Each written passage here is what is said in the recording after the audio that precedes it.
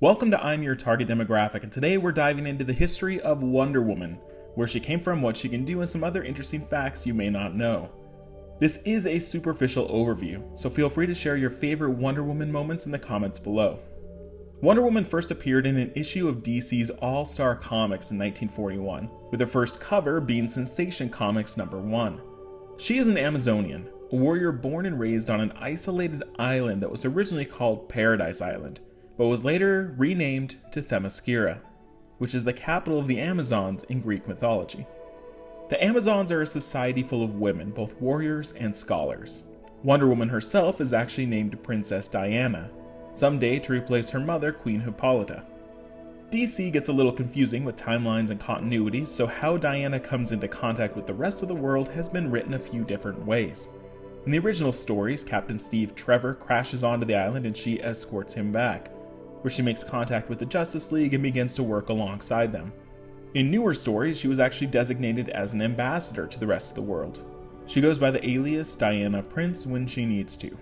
Themyscira has a culture based around Greek mythology, meaning that gods like Zeus and Ares are real and often reoccurring characters in Diana's storylines. In some versions of Diana's origin, she's the daughter of Zeus even, or oftentimes she inherits powers from the gods themselves. In one recent storyline, she even takes on the role that Ares held, as the god of war.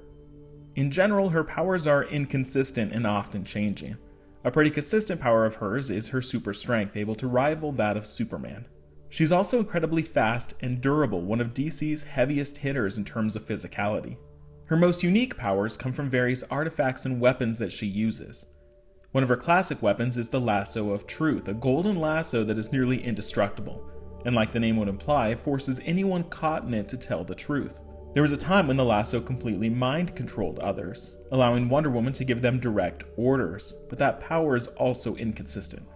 She's also known for wearing two indestructible bracelets, which Diana is able to use to block projectiles like gunfire or energy blasts. She can also slam the bracelets together to create a massive concussive blast. Interestingly, there are also storylines that toy around with the idea that her bracelets help her contain her power, and if she removes them, she gains an incredible but sometimes uncontrollable power. Her third tool at her disposal is an invisible jet, which she used to use to travel. While this likely originated as an interesting concept, it doesn't really work in modern day, becoming a bit of a joke. The writers eventually just rewrote her abilities and gave her the ability to fly. Oh boy, the invisible jet! Let's go, buddy! I'm coming! Ow! Ow! Last one of the party can't fly! You're gonna be the last one of the party, because you can't fly. Fine, I'll just swim there. She has plenty of other weapons and tools she uses too, but covering them all would require an entire video by itself. In terms of villains, she has a few reoccurring ones. In the early days, she often faced off against Nazis and other Greek characters like Ares and Hades. She's also clashed with the sorceress Circe, who uses illusion and manipulation to get her way. Wonder Woman also faces off regularly against a villain named Cheetah, which is a title actually held by multiple women over this whole span of time. In terms of allies, Wonder Woman is a member of the Justice League. Even though the way she gets to the Justice League is inconsistent, she's consistently one of the founding members of the Justice League, alongside Batman and Superman, known together as DC's Holy Trinity. She features prominently in the many Justice League-themed cartoons and animated movies, though has been underrepresented in live-action outings.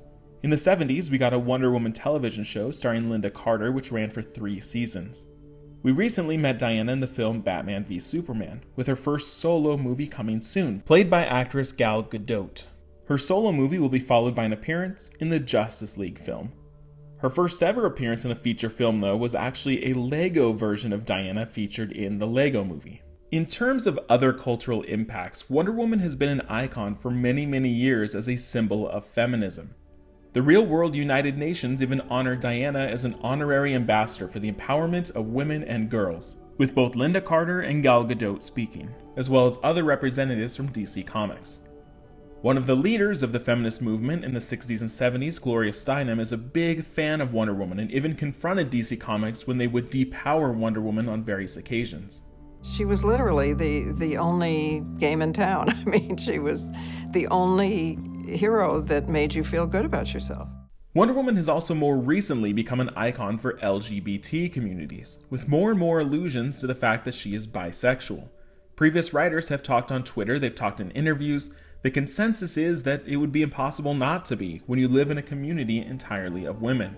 Wonder Woman even officiated a wedding between two women in a 2016 issue. So what are your favorite Wonder Woman moments? Are you excited for her feature film? Hopefully you found this interesting, and thank you for watching.